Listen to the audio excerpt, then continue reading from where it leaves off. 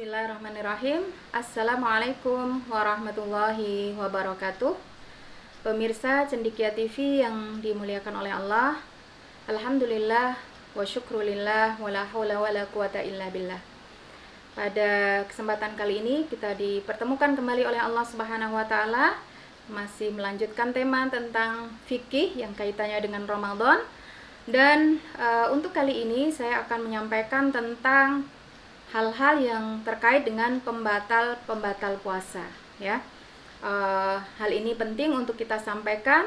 Kenapa? Karena dikhawatirkan kita sudah menjalankan ibadah puasa dari fajar sampai maghrib tiba, akan tetapi ternyata puasa tersebut tidak dihukumi sebagai puasa yang sah, karena ada hal-hal yang membatalkan puasa kita, akan tetapi kita tidak menyadarinya, ya.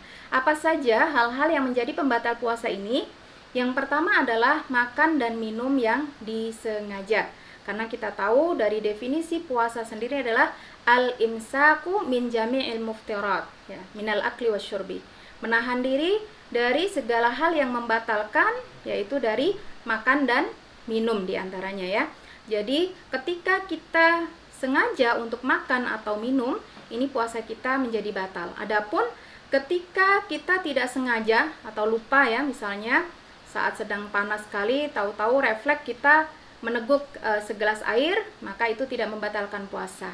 Nah, bagi ibu-ibu dan pemirsa Cendekia TV yang dimuliakan oleh Allah, yang perlu kita perhatikan, terutama para ibu-ibu di sini, ya, ketika kita sedang memasak, begitu ya. Ketika sedang memasak, mencicipi makanan itu boleh-boleh saja. Mencicipi es buah juga boleh saja.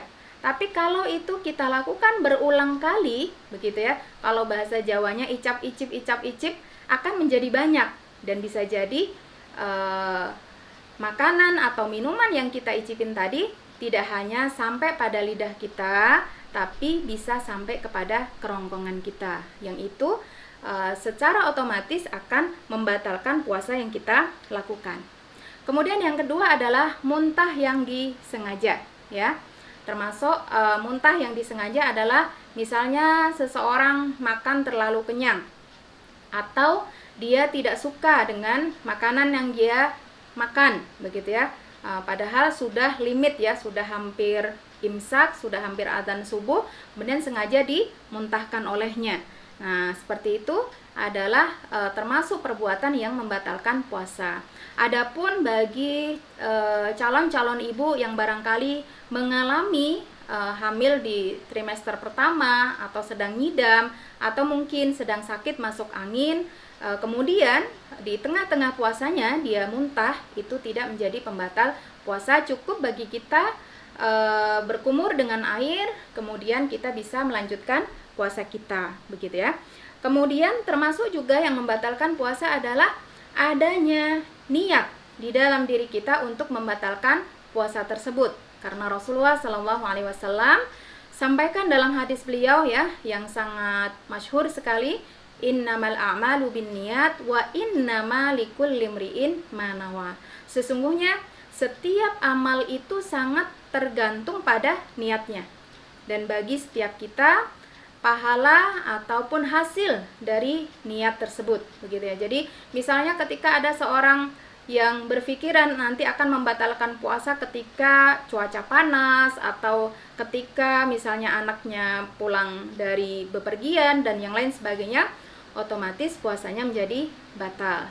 Jadi jangan pernah ketika kita berpuasa terbersit di dalam benak kita, jika terjadi suatu kejadian kita akan membatalkan puasa. Sehingga kalau kejadian itu benar-benar terjadi, maka puasa kita otomatis batal. Kemudian yang berikutnya yang menjadi pembatal puasa adalah salah waktu berbuka atau salah waktu sahur. Nah, ini bagi para ibu sangat penting sekali perannya dalam masalah ini, ya. Karena keberhasilan puasa dari seluruh anggota keluarga itu sangat dipengaruhi kedisiplinan dari para ibu, ya. Jangan sampai terlambat bangun untuk menyiapkan sahur, atau mungkin tergesa-gesa karena melihat putra-putrinya sudah sangat ingin berbuka puasa, disuruh segera berbuka ya. Apabila terjadi kesalahan, apakah itu semenit saja, maka puasa pada hari itu harus diganti pada hari yang lain. Karena puasa mengajarkan kepada kita disiplin, kapan boleh makan dan kapan tidak boleh makan. Jadi ketika adzan berkumandang, untuk berbuka puasa tunggu sejenak ya. Jadi namanya segera berbuka itu tidak harus tergesa-gesa, dan tentunya gunakanlah azan dari tempat terdekat dari tempat tinggal kita ya. Jangan sampai misalnya kita tinggal di Solo tapi pakai azan maghribnya dari Jawa Timur begitu ya, otomatis di sini kita akan kurang waktu untuk memenuhi puasa kita begitu. Kemudian di antara hal yang membatalkan puasa kita adalah keluar mani yang disengaja ya. Ini juga sangat penting untuk kita perhatikan. Kalau tidak disengaja, misalnya ketika tidur siang saking lelahnya bermimpi dan sampai dari akibat mimpi tersebut ya menjadikan seseorang mengeluarkan mani, ini tidak sampai membatalkan puasa kita. Cukup bagi kita untuk mandi besar dan melanjutkan puasa kita. Akan tetapi siapa-siapa yang melakukan perbuatan secara sengaja yang dari perbuatannya tersebut mengakibatkan keluar mani darinya, misalnya ya melakukan onani ataupun masturbasi, ini akan menjadikan puasanya batal dan harus diganti pada hari yang lain ya. Kemudian termasuk yang membatalkan puasa adalah ketika seorang wanita mengeluarkan darah haid atau mengeluarkan darah nifas ya. Nah, ini meskipun hal itu terjadi 5 menit atau bahkan 3 menit sebelum azan maghrib tiba, tetap puasa pada hari itu batal.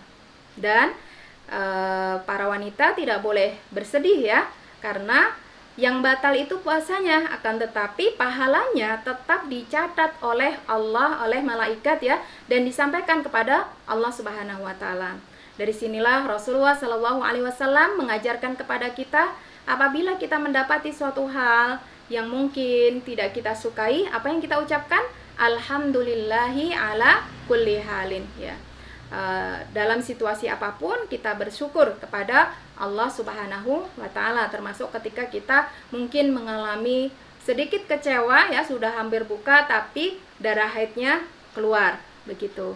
Dan begitu juga bagi mereka yang mengeluarkan darah nifas ya, disebut nifas apabila darah tersebut keluar sebagai penyebab dari melahirkan yang disertai dengan tanda-tanda kelahiran, misalnya adanya pembukaan atau adanya kontraksi, adanya pecah ketuban, dan memang sudah pada waktunya. Ini termasuk hal yang menjadikan puasa kita menjadi batal dan harus diganti pada hari-hari yang lain. Ya meskipun bisa diganti, tapi tadi perlu kita sampaikan kalau penyebab tersebut adalah perbuatan yang disengaja, kita harus mengingat apa yang disampaikan oleh Rasulullah dalam sabda beliau yang artinya bahwa barang siapa yang membatalkan puasanya sehari saja tanpa uzur yang bisa diterima, maka sungguh tidak akan bisa tergantikan meskipun dengan puasa sepanjang tahun. Dan yang terakhir, yang ini sangat penting untuk kita perhatikan, yang menjadi pembatal puasa kita adalah ketika seseorang, pasangan suami istri, melakukan hubungan suami istri di siang hari pada bulan Ramadan ya.